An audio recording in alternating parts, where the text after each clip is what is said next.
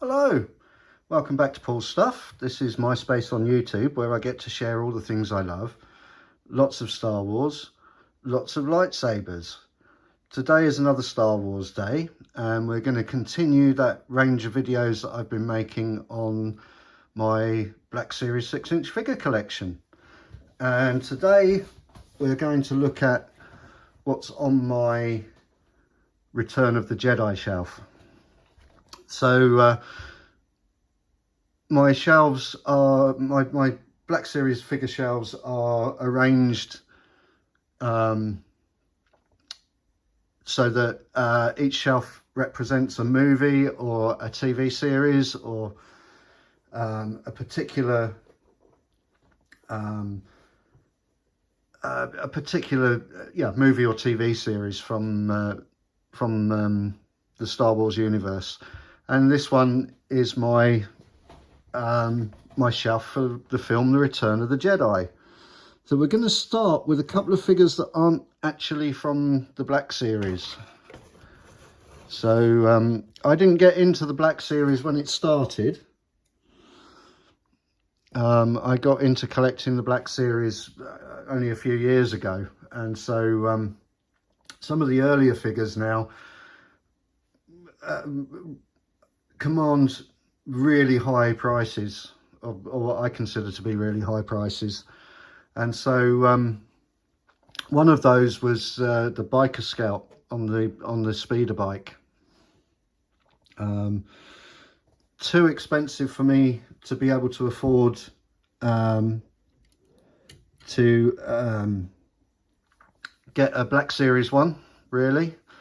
I also missed out on the Mandalorian one. I wish I'd bought one now. I didn't.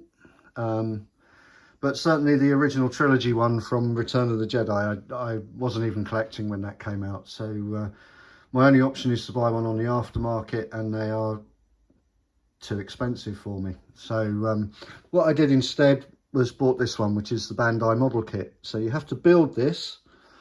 It is a sort of self-coloured kit. There isn't much painting to do on it.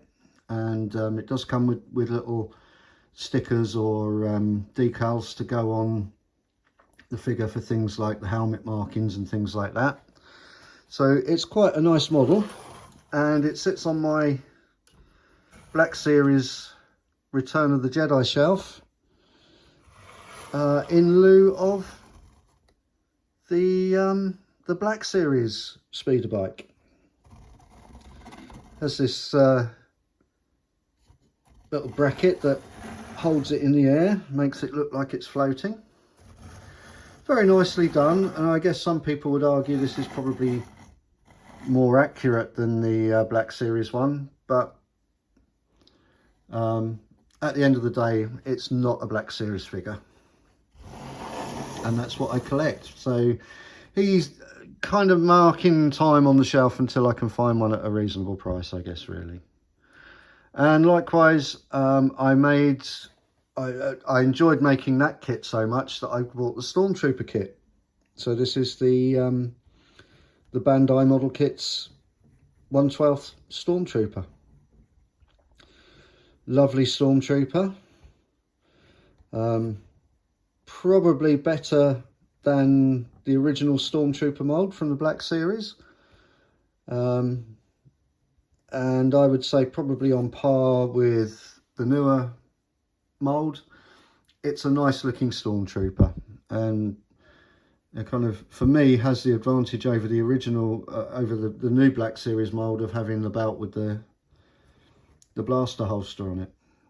So anyway, those are Bandai model kits figures. We'll move those to one side and we'll get on to the Black Series figures, and we're going to start that with the Return of the Jedi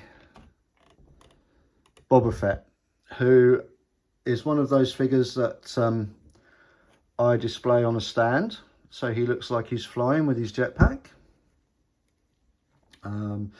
This was a deluxe figure, completely new sculpt for Boba Fett from the original Empire Strikes Back Boba Fett. There's next to no reuse in this figure. Lovely paint apps, a great figure. We also got the blast effects and the flamethrower effect for him. Really nice figure. And I think, you know, displaying them on this sort of stand, I buy these stands from Amazon. You have to build the stand itself as well.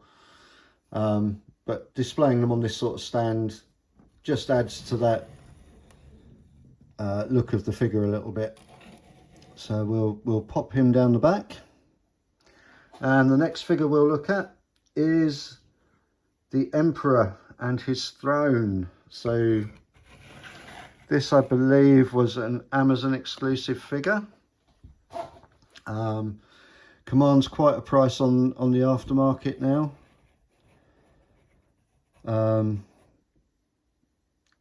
It was an update from the original figure of the Emperor, who had plastic underskirt, making it almost impossible for him to be able to sit down like this.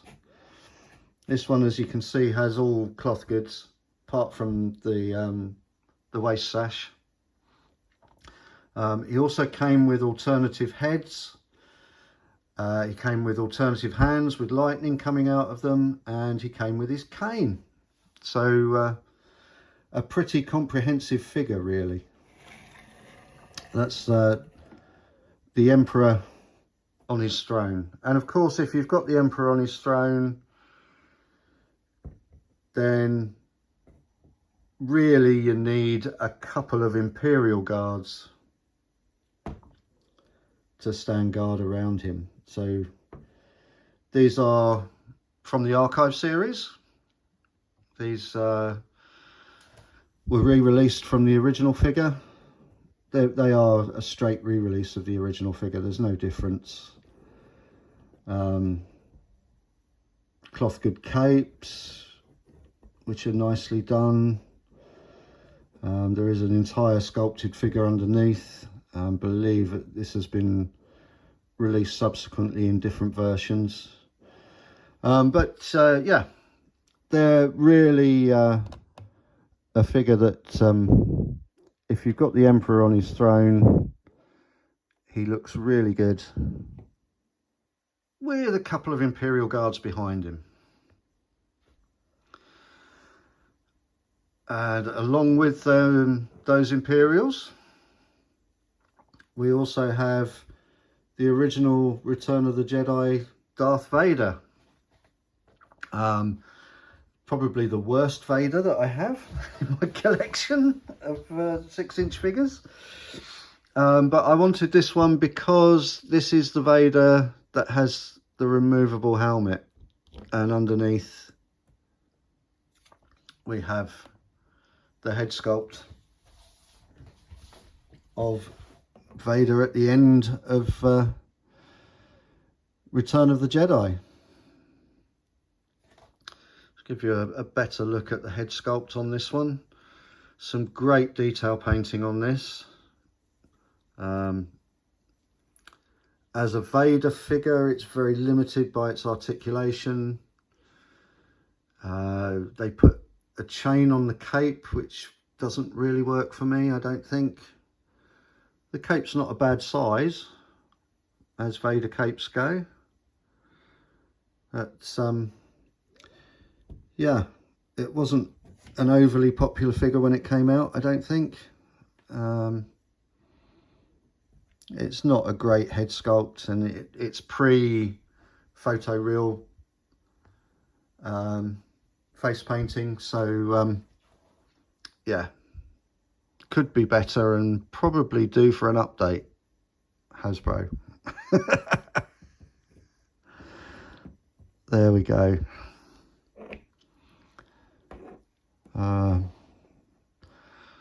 That's the Return of the Jedi Vader. Next we have the Gamorrean Guard. Now this is one of those great figures from the Hasbro Black series.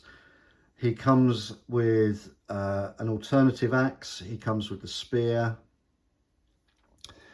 It's a fantastic sculpt. The face sculpt is fantastic. As I keep saying with the Black Series, they do these alien figures really, really well. They absolutely nailed it with the soft goods fur on this figure. He's just a really awesome figure. And you know, although he's a background figure, he's for my money, he's one of the better figures in the Black Series range. Great figure. Next figure is Bib Fortuna. He's the character who is Jabba the Hutt's kind of right-hand man, interpreter.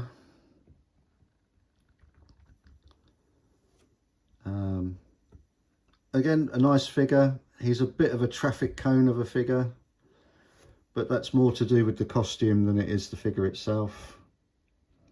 It is all moulded plastic clothing, and there are layers and layers of it, at least a couple of layers of it. There is a figure underneath all of that, but it really gets in the way of any articulation that is there. But at the end of the day, he's a figure that just kind of stands there and doesn't do much. So he talks and he stands there. So from that point of view, this figure is a good representation of Bib Fortuna.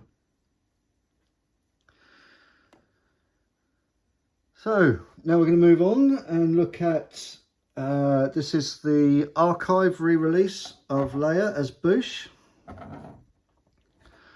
They've corrected the size of this figure from the original figure. I can't remember which way the size has gone, but they've made this one more accurate to Leia's size. Has a removable helmet with photoreal update to the original head sculpt. If I can get the helmet off, it's quite a tight fit on this one.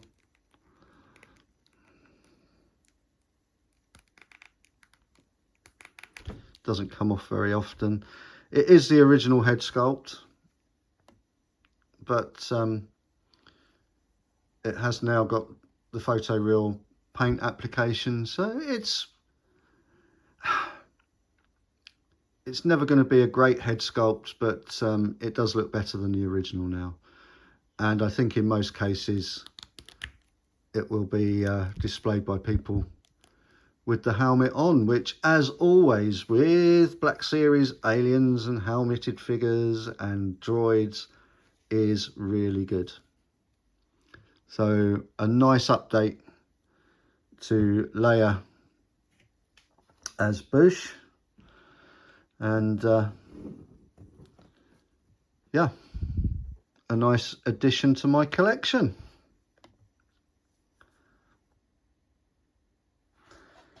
So now we're going to move on to some of the Endor based figures. We start with Endor Luke in his poncho with his green lightsaber. Again, removable helmet on this figure. It's a nice figure. You can take the helmet and the poncho off, and it's a good figure for the final duel with Darth Vader at the end of Return of the Jedi. I think the poncho is done quite nicely. Colouring's nice on it. The helmet is nice. The figure sculpt underneath is really good as well. It's Mark Hamill, so it's another one of those examples of a Mark Hamill head sculpt, which kind of works from some angles, but it's always a struggle to get Mark Hamill's likeness in scale figures. Nice lightsaber. That's Endor Luke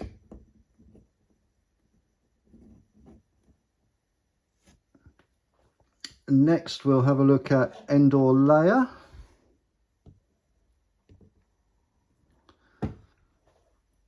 And you can see here with the Boosh figure how they've got the height now is better on the Boosh figure.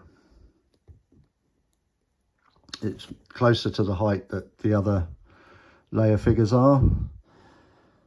So Endor Leia is another nice figure. She also has removable helmet. She has the poncho and belt, which are removable as well if you want to. These ponchos do have the hoods, but they are stitched down. There's a really nice sculpt underneath this. The holster for the blaster, which she also has. Just another nice representation, and you know, that's a reasonable Leia likeness, I think. Photo reel again. Endor Leia. And of course with those we have to have Endor Han. And of course Han's Endor costume is distinctive because of the trench coat that he wears. That's done here reasonably well, I think, in cloth goods. It's a little bit out of scale to the figure, maybe. It could be tailored a little bit tighter to the figure. But overall, it's not too bad, and you can work with it a little bit to get it to look better a little bit, which hopefully what I've got here. Other than this, it's pretty much the Bespin Han underneath, I think, or maybe the A New Hope Han, just with the coat added. Nice blaster. Reasonable head sculpt on this one. Again, it's one of the better Han head sculpts, I think. You know, and the photo reel always helps out. Again, the photo reel on these can come up a little bit shiny. I haven't found that these ones are too bad. Most of these are 40th anniversary card back figures, which have been released for the 40th anniversary of Return of the Jedi. The photo reel on these seems to be less shiny. If you've watched my other videos on my Black Series collection, you'll know that I regularly give the faces on photo reel figures these days a quick blast with some clear coat matte, just to take the shine off of the faces, because they come through looking really shiny. Moving on, we need to have some Ewoks, and here we have Teebo. I think this Teebo was probably the first Ewok to be released in the Black Series. Again, fantastic detailing on these alien characters. I think they've sculpted the fur really nicely. Let's look at the detail on the headdress on this guy. He's fantastic. My apologies that the focus isn't always there on these videos. I have to keep moving the focus from the figures at the back to the front. But yeah, a really, really nice sculpt on Teebo. He's a great looking little Ewok. And of course, if we're talking about Ewoks, then we really need to have Wicket. And Wicket is a very recent figure. I think, again, he's a figure that Hasbro have kind of knocked it out of the park on. His cowl is removable, but he does look a little bit scary without it. But, the articulation they've managed to get into a figure of this size is fantastic. He comes with some great paint application. He comes with a number of weapons. The spear is only one of them. There's a bow and arrow. I think there's a stone axe. There's a whole range of weapons that come with him. You could armor an army of Ewoks with the weapons that come with him on the card back. He again has initially been released as part of the 40th anniversary range on a card back. So now we're going to move on to the last of the figures on my Return of the Jedi shelf, and that is Admiral Akbar. Again, it's another great figure. Don't think he was overly popular in the range, although again, he's an alien in the Black Series. Aliens are always really nicely done.